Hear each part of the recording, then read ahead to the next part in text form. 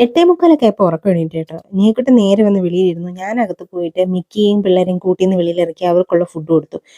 കുഞ്ഞുങ്ങളും ഫുഡ് കഴിച്ചു തുടങ്ങി കേട്ടോ. "ഇത്തി ചോറ് തരുമോ ചേച്ചി" എന്ന് പറഞ്ഞുള്ള നിപ്പ് കണ്ടോ. ചോറും വെള്ളവും വെച്ച് കൊടുത്തിട്ട് ഞാൻ പിന്നെ ഫിഷിന് ഫുഡ് കൊടുക്കാൻ പോയി.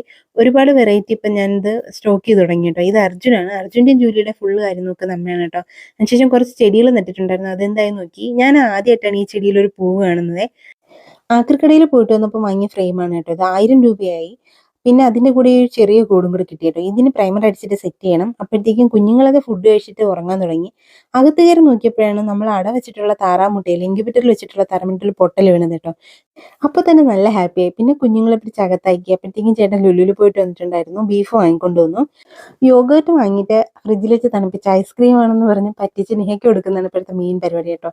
പക്ഷേ ഇത് കൊടുക്കുമ്പോൾ ഐസ്ക്രീം ആണെന്ന് കരുതി ഫ്ലേവേർഡുള്ള വാങ്ങണം കേട്ടോ. ഇത് ഫ്ലേവർ ഇല്ലാത്തതാണ്. കുഞ്ഞുങ്ങൾ കുടിക്കില്ല. ഫ്ലേവേർഡ് ആയിട്ടുള്ള വാങ്ങുമ്പോൾ ഇപ്പം നമ്മളൊരു സ്ട്രോബെറി വാങ്ങിയതുണ്ട്. ഇതാണ് നല്ല ടേസ്റ്റാണ്. ഐസ്ക്രീം പോലെ തന്നെ അവൾ കഴിച്ചോളും. ഐസ്ക്രീമിൻ്റെ അത്രയും ദോഷമില്ല. ഇതിൽ ഷുഗർ ഉണ്ട് എങ്കിലും കുഴപ്പമില്ല. പിന്നെ വന്ന് ദൊപ്പം ഉണ്ടാക്കി എന്ന് വെച്ചാൽ അപ്പം മാവിൽ ഉണ്ടാക്കുന്ന ദോശ.